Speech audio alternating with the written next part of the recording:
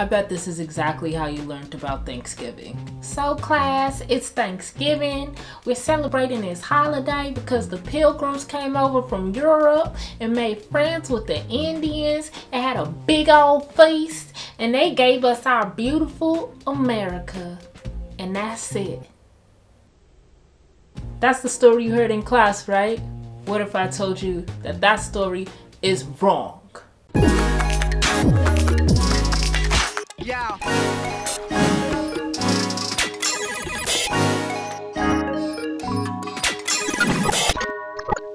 Krystal Lake.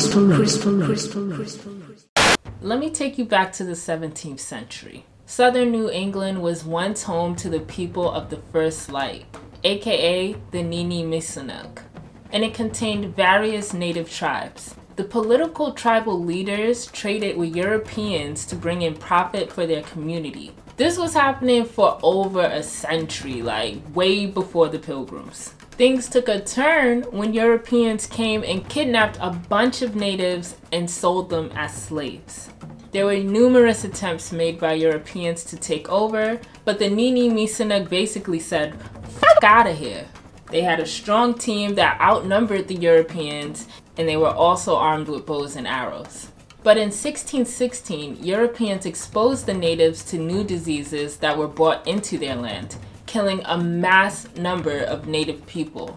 From year 1616 to 1619, 90% of natives were wiped out in many areas along the coast. That's 90% in 3 years. The fuck? A native political leader of one of these areas named Massasoit saw that they were in danger of being taken over by rival Native American groups that weren't hit by the disease. The reason why is because, well, 90% of his tribe is now dead, and they had one of the best areas to call home. Messy, right?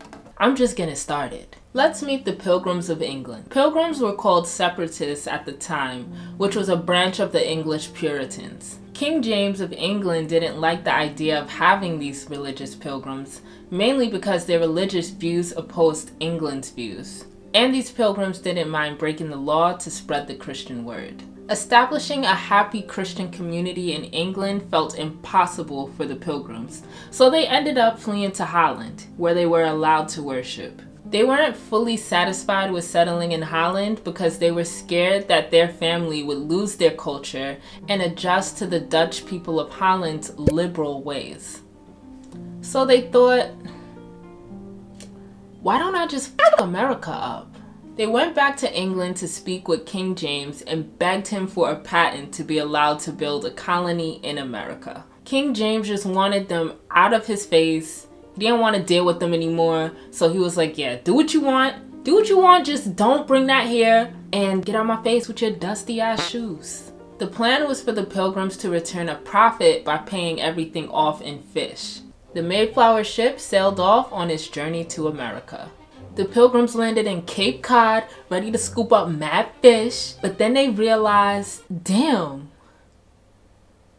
I don't know how to fish. So they didn't bring... Like, how do you realize, I'm sorry, like, how do you agree to get fish? You know what? So they weren't bringing in the profit that they promised, and they didn't have food to survive. As they were looking for scraps to keep them alive, scraps meaning stealing from homes, digging up graves, finding something to eat by any means necessary, they ended up running into their first encounter with natives. It wasn't nice. The natives forced the Pilgrims off their land, so the Pilgrims started sailing again, with the hopes to find a more established colony in warmer weather.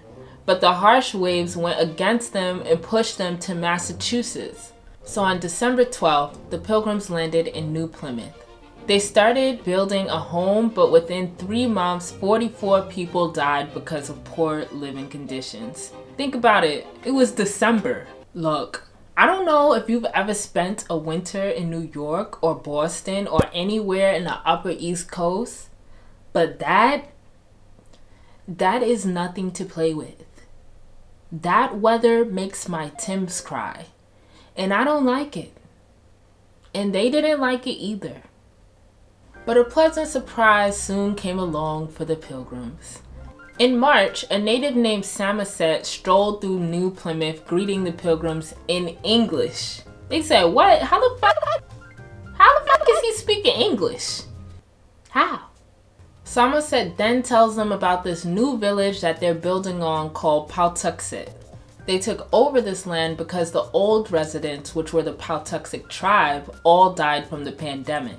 This land was now taken over by the Wampanoag tribe, and their chief, Massasoit, was monitoring them. The Pilgrims were fully down to trade with the natives so they could learn how to live.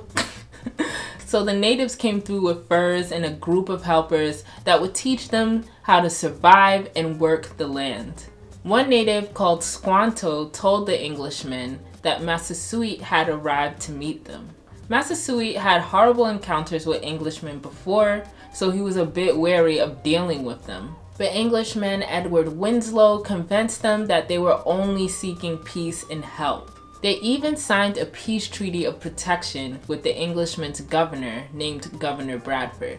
The treaty mentioned that the Pilgrims would have the natives fight off enemies by giving access to their advanced weapons, in return for mutual protection and help from Squanto. Massasoit was sold. But what they didn't know was that 7 years earlier, Squanto was kidnapped by Europeans from his land in Pawtuxet and sent to Spain to be sold as a slave. He was bought by a London merchant who taught him English and then arranged for him to return to his home in Pawtuxet. When Squanto returned to Pawtuxet, 5 years had passed, and his home was now gone because of the pandemic. That's when he ran into Massasoit. Massasoit took him in because he was suspicious of him since he was abroad for so long. He also needed an English translator to talk with the new English settlers. Bro, you ugly as fuck. What type of shoes you got on? He says hi. By fall, or autumn for you English people, the new settlers grew a huge harvest and had a big ass feast to celebrate. Look! I got beans, greens, potatoes, tomatoes, lamb, rams, hogs, dogs, chicken, turkeys, rabbits, you name it! They were shooting guns, partying, getting turned the fuck up. It was lit. One myth is that the natives were invited to Thanksgiving. The real truth is that the natives heard the Pilgrims shooting and yelling, so they came to see what was going on. Come to find out, these motherfuckers were having a full-on feast. Chief Massasoit was like, this is my land, I taught your ass how to cook, so obviously me and 90 of my homies are pulling up. Like, how you not invite me to the barbecue? How you not invite me to the barbecue? Really? So the natives joined the celebration by bringing a huge supply of food from their side, and I'm sure they cooked it better. The Pilgrims and natives ate together for 3 days. 3 days. They were getting lit. Turned up. And this was the famous Thanksgiving that you've heard about. You ready to hear about the real Thanksgiving story? Before I get into the real Thanksgiving story and how brutal and disgusting these settlers were, I'm gonna tell you to head over to my America Was Never Great store. Trust me, after this, you're gonna be like, damn, I feel this message. This is the last stock of black hats that I'll ever be selling, so get them while you can, because when they're gone, they're gone. I also have a Black Friday sale going on right now, so check it out. And thank you to those who have bought something from my store already. I love the pictures and the messages and all the love that you sent me. And I'm so happy that you're out here supporting me and spreading a strong message. America was never great, but we can definitely make it better. Now let's get back into it. So you remember Squanto, right? Well, here's the tea. And the tea is hot. During the first year of New Plymouth, Squanto had been stirring up a master plan. He recognized his power of being the only English-speaking native and came up with a plan to take over Chief Massasoit's spot. He convinced the local natives that he was in full control of the Englishmen. He said he could keep them in line and he could tell them when to be peaceful or when to seek war. Hobomuk, the native that was told to watch over Squanto, was suspicious of Squanto and warned the Englishman's governor, Governor Bradford. Soon they discovered Squanto's plan and told Massasoit. Massasoit demanded for Squanto to be killed. Then Governor Bradford said, whoa, don't do that. Nah, don't do that. Don't do that. Because Squanto is too valuable. Nah. But according to the treaty, Squanto's life belonged to the natives. So Governor Bradford said, okay, fine. Bradford was just about to hand over Squanto, but then a mysterious ship appeared in the ocean. The natives and the Englishmen switched their focus to the ship, which delayed the conversation about executing Squanto. This mysterious ship carried 60 Englishmen that planned to build a colony nearby in Massachusetts. They abused, murdered, and raped the Massachusetts tribe with an aim to kill them off. New Plymouth's leaders were soon informed about this and showed up to Massachusetts to save their native neighbors. Over time, more Pilgrims started to land in the native areas. This was called the Great Migration period, and they soon outnumbered the natives. Chief Massasoit died within this period, and the Pilgrims took this as a chance to go against every respectful thing in the peace treaty for the natives.